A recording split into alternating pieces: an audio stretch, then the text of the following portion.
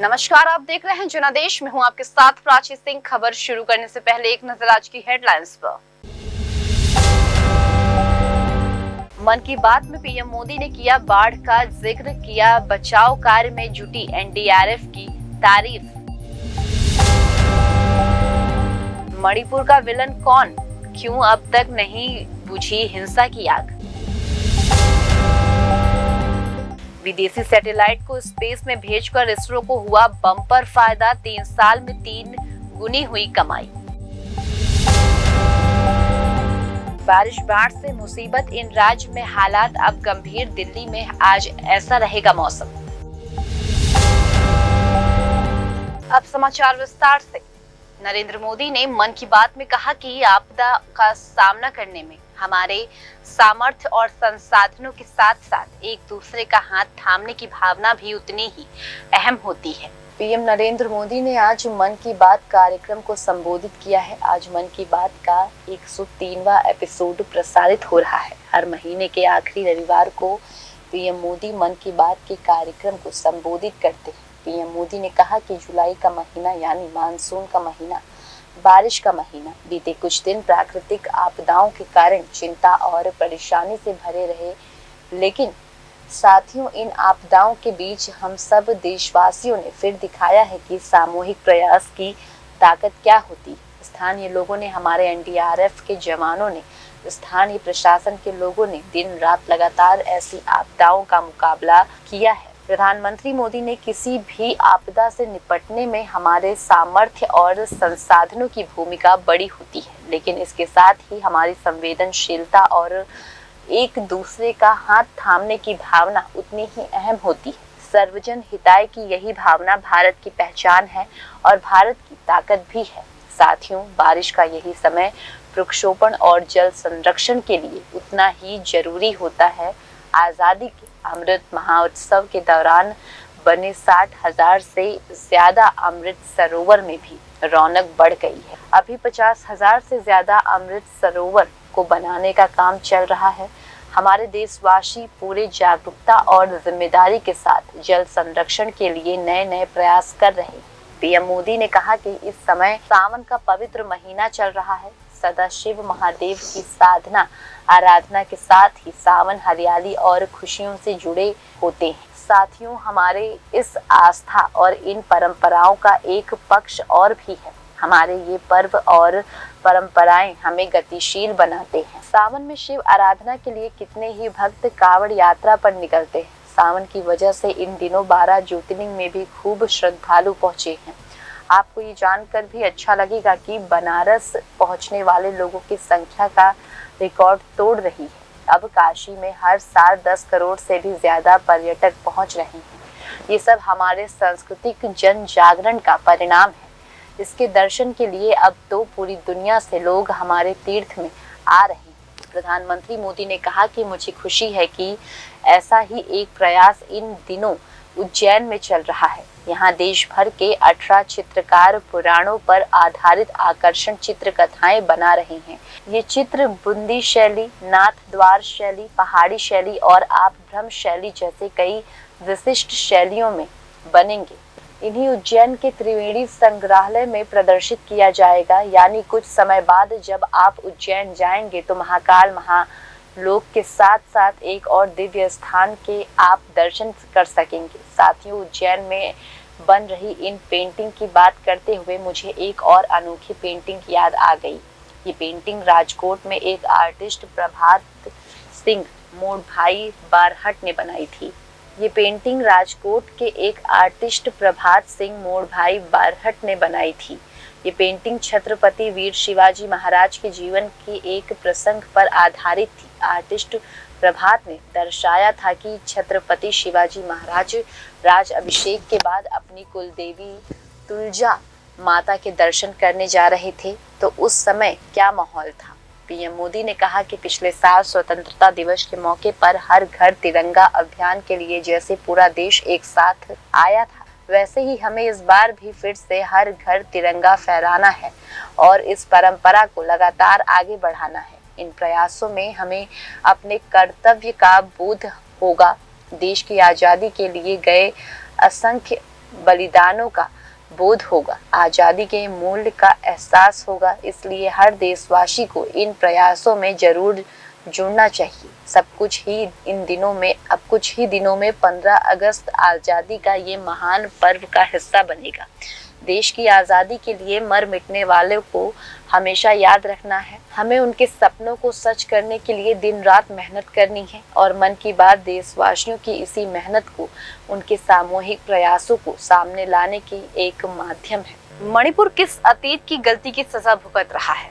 मणिपुर में किसने हिंसा की आग लगाई है? इसके पीछे का सच क्या है? जलते घर, लुटती दुकानें, अंधाधुंध फायरिंग और महिलाओं पर अत्याचार। अपनी सुरक्षा को लेकर चिंतित लोग राहत शिविरों में शरण लेने को मजबूर हैं। मणिपुर की ये हालात अब धीरे धीरे काबू में आने लगी हैं। केंद्र और राज्य सरकार दोनों ने ही स्थिति को सामान्य बनाने में कसर नहीं छोड़ी है। राज्यपाल अनुसुईया उइके ने खुद प्रभावित क्षेत्रों का दौरा किया और चुराचांदपुर में राहत शिविरों में रह रहे लोगों से मुलाकात कर उनके जख्मों पर मरहम लगाया।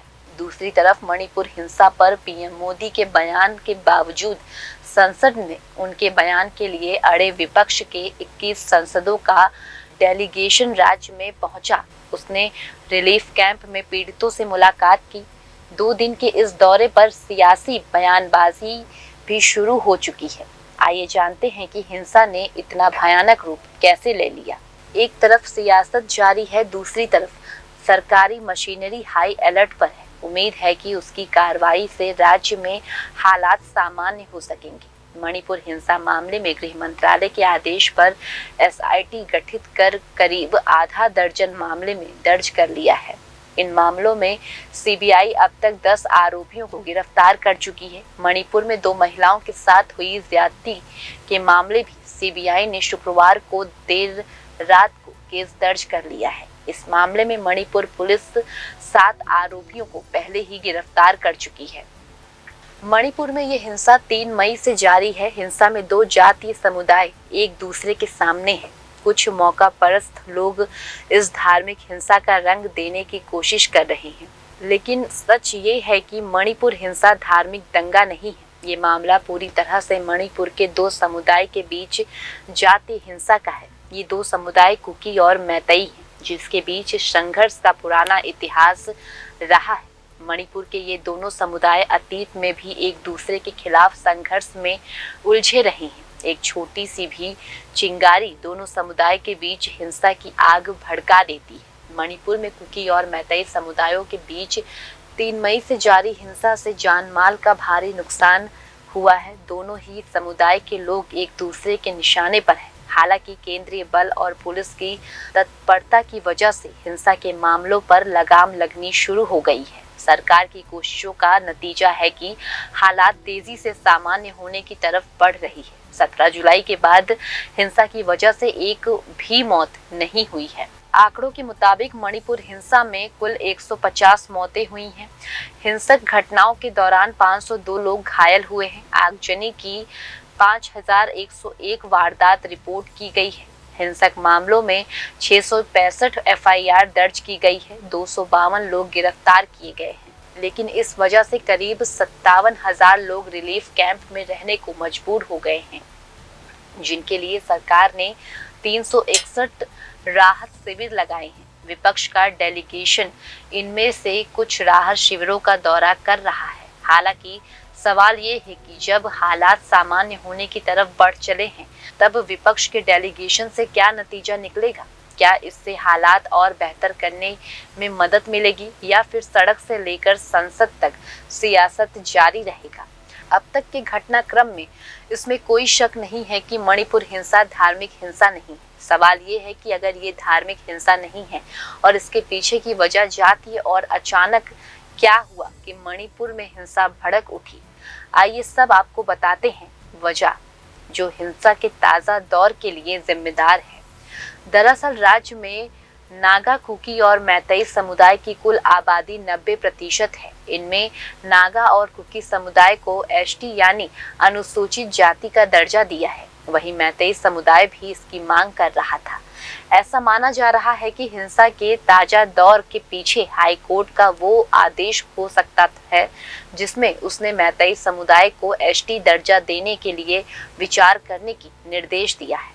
ये आदेश अप्रैल के महीने में आया था, जिसमें हाई कोर्ट ने मैतेई समुदाय को 19 मई तक एसटी सूची में शामिल करने को कहा था। राज्य की जातीय स्थिति को देखते हुए मामला बहुत संवेदनशील था, लेकिन यहाँ सवाल ये है कि हाई कोर्ट ने इस आदेश को देने से पहले राज्य सरकार से या प्रशासन से कोई सलाह मशवरा किए बिना ही या नहीं। इस फैसले का मतलब ये था कि अब राज्य के नागा, कुकी और मैतेई तीनों ही समुदाय को एसटी दर्जा मिल जाता है, जिससे किसी भी को भी इसका अलग से कोई खास फायदा नहीं मिलता। ऐसा माना जाता है कि इस फैसले के बाद दूसरे समुदाय, खासकर कुकी लोग, इससे खुश नहीं थे। सरकार अप्रैल के अंत में हाई कोर्ट के समक्ष समीक्षा के लिए गई, लेकिन फैसले के बाद इसे देने वाले जज छुट्टी पर चले गए थे, लिहाजा समीक्षा और प्रक्रिया लंबी खिंच गई। कुकी समुदाय में ये देखते हुए कि हाई कोर्ट के फैसले की समीक्षा नहीं हो सकेगी, भारी नाराजगी फैल गई है और उन्होंने विरोध प्रदर्शन शुरू कर दिया है।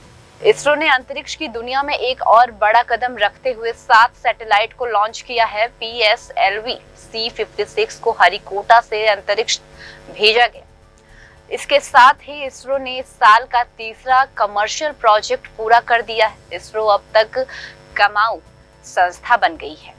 इसरो ने अपनी कामयाबी की गौरव गाथा को आगे बढ़ाते हुए अंतरिक्ष की दुनिया में एक और बड़ी सफलता हासिल की है।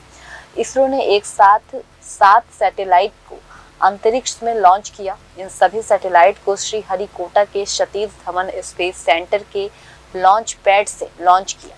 सिंगापुर के इन सैटेलाइट्स के सफल लॉन्चिंग के साथ साथ इसरो ने इस साल का तीसरा कमर्शियल लॉन्च पूरा किया है। इसरो यानी इंडियन स्पेस रिसर्च ऑर्गेनाइजेशन दिन ब दिन कामयाबी के नए आयाम लिख रहा है। हर दिन एक नई सफलता को छूती है। मंगल से लेकर चांद तक हर जगह इसरो की कदमों की छाप, और आज इसरो ने एक और नया कीर्तिमान रच दिया है। इसरो ने कामयाबी की गौरव गाथा को आगे बढ़ाते हुए अंतरिक्ष की दुनिया में एक और बड़ी सफलता हासिल की है। इसरो 1999 से अब तक 36 देशों के 431 विदेशी उपग्रह लॉन्च कर चुका है।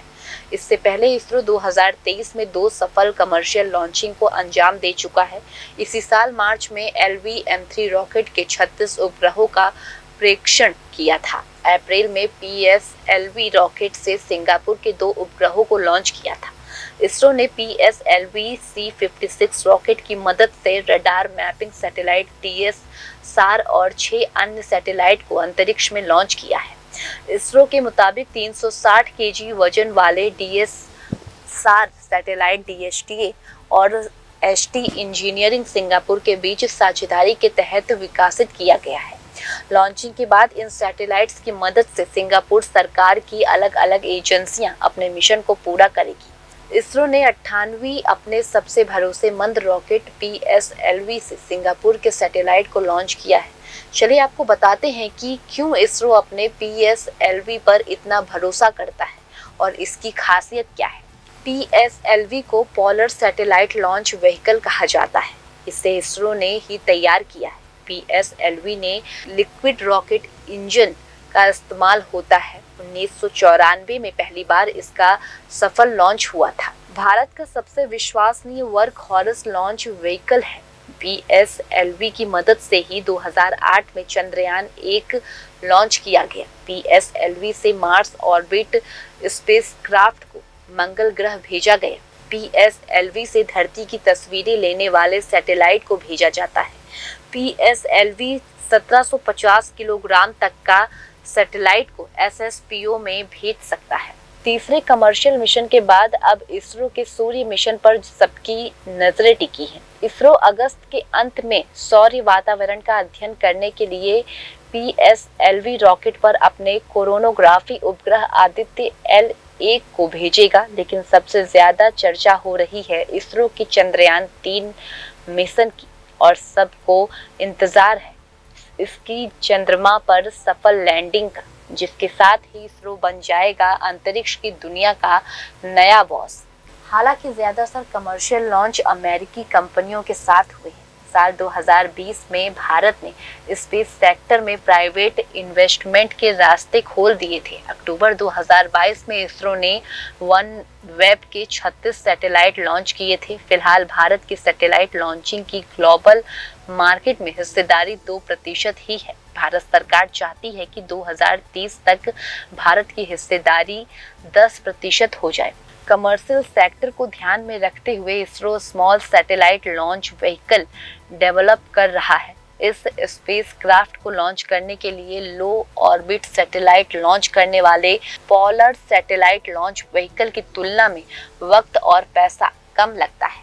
New space India limited ISRO की कमर्शियल ब्रांच है, जिससे साल 2019 में शुरू किया गया था। इसरो के बजट पर आई पार्लियामेंट्री कमेटी की एक रिपोर्ट के मुताबिक NSIL की कमाई में इजाफा हुआ है। साल 2021 से 2022 में इस कंपनी ने 1731 करोड़ रुपए कमाए, जबकि 2022 से 2023 में इसकी कमाई करीब 3500 करोड़ रुपए की पार हो गई।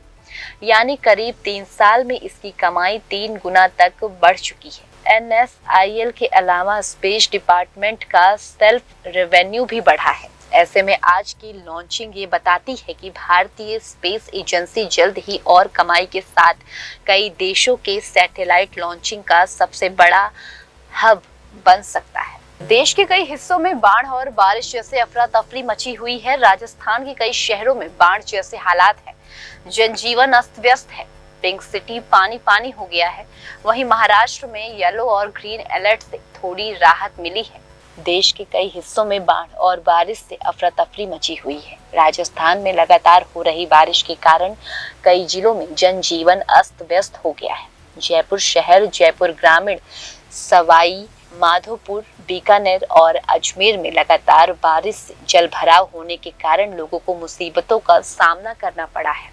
करौली, झुंझुनू समेत कई जिलों में लगातार हो रही गर्मी और उमस से राहत मिलने के साथ किसानों को खरीफ की फसल में बम्पर पैदावार होने की उम्मीद है। मौसम विभाग के अनुसार रविवार को आकाश में बादल छाए रहेंगे। कुछ इलाकों में बहुत हल्की वर्षा या बूंदाबांदी हो सकती है। इसके बाद 2 दिन वर्षा होने की संभावना नहीं है। अगले सप्ताह बुधवार से शुक्रवार तक हल्की बारिश की संभावना जताई गई है। राजस्थान में बारिश से बांध और नदियों का जल स्तर बढ़ने से कई कस्बों और शहरों के भीतर पानी घुस गया है। गलियां और सड़कें लबालब होने के कारण घरों और दुकानों में पानी भर गया है। लोगों को अपनी आजीविका चलाने के लाले पड़ रहे हैं। लोग अपना घर छोड़कर सुरक्षित जगह पर जाने के लिए मजबूर हो रहे हैं। मौसम विभाग ने राजस्थान के कई जिलों में आज भारी बारिश की संभावना जताते हुए येलो अलर्ट जारी किया है। बीते कई हफ्तों से मौसम की मार झेल रहे महाराष्ट्र के कई जिलों के लिए आने वाले कुछ दिन राहत भरे रहने वाले हैं। मौसम विभाग के पूर्ण अनुमान के अनुसार 1 अगस्त तक मुंबई, सिंधुपुर, धुले, नंदुरबार के लिए ग्रीन अलर्ट जारी किया गया है, जबकि भारी बारिश और बाढ़ से सबसे ज्यादा प्रभावित रहे पालघर थाने में भी ग्रीन अलर्ट जारी किया गया है। वहीं रायगढ़ और रत्नगिरी के लिए येलो अलर्ट जारी किया गया है। दिल्ली के मुंडका रोहतक हाईवे रोड पर जल भराव के कारण गाड़ियों का भीषण जाम लगा है। बाहरी दिल्ली के मुंडका इलाके में शनिवार सुबह से तेज बारिश हो रही है। भारी बारिश की वजह से बाहरी दिल्ली के कई जगहों पर भारी जल भराव हो गया है। नतीजतन कई जगहों पर लंबा जाम लग गया है। इस वजह से लोगों को एक जगह से दूसरी जगह जाने में काफी दिक्कत का सामना करना पड़ा है। बता दें कि अभी दिल्ली की सड़कें पानी से लबालब भरी नजर आ रही है। जयपुर की मूसलाधार बारिश में कानोता बांध में एक बार फिर से सालों बाद पानी आया। इस बांध में इतना पानी आया कि पुराना बांध ओवरफ्लो हो गया। बताया जा रहा है कि 20 साल बाद इस बांध में पानी की चादर चली। जयपुर की मानसागर झील के ओवरफ्लो होने के बाद में कानोता बांध में पानी छोड़ा गया, जिसके बाद बांध ओवरफ्लो हो गया। हालांकि जल महल से जो पानी कानोता पहुंचा वो पानी योग्य नहीं था। जयपुर के एसएमएस अस्पताल में पानी भर गया है। New city ward, trauma ward में पानी भर गया है। न्यू सिटी वार्ड से मरीजों को दूसरी जगह शिफ्ट किया गया। ट्रॉमा सेंटर की छत से पानी टपक रहा है। जयपुर में तेज बारिश के चलते 20 साल बाद 10 घंटे तक लगातार बारिश होने से शहर में पानी ही पानी जमा हो गया है। हालांकि शहर में कई सालों बाद अच्छी बारिश होने से जयपुर राइटर्स के चेहरों में खुशी देखी जा रही है। शहर में अच्छी बारिश होने से जयपुर के लोग पिकनिक मनाने के लिए आमेर और जमवार गढ़ की पहाड़ों पर मौज मस्ती करने पहुंचे हैं। जयपुर की सड़कें दरिया बन गई हैं। तेज बारिश आफत बनकर बरसी है। जब सुबह लोग घरों से निकले तो जगह जगह फिर पानी ही पानी दिखाई दिया। जयपुर के ब्रह्मपुरी सीकर रोड, चांदपोल बाजार के कई हिस्सों में काफी देर तक जल भराव की स्थिति देखने को मिली। जनजीवन प्रभावित हुआ। मानसागर झील ओवरफ्लो हो गए। नाले उफान पर हैं। हालात बिगड़ गए हैं। जयपुर की मानसागर झील ओवरफ्लो हो गई है। झमाझम बारिश के बाद नाले उफान पर थे। इस वजह से रामगढ़ मोड़ से जल महल का यातायात रोकना पड़ा। फिलहाल खबरों में सिर्फ इतना ही। आगे खबरों में बने रहने के लिए देखते रहिए जनादेश।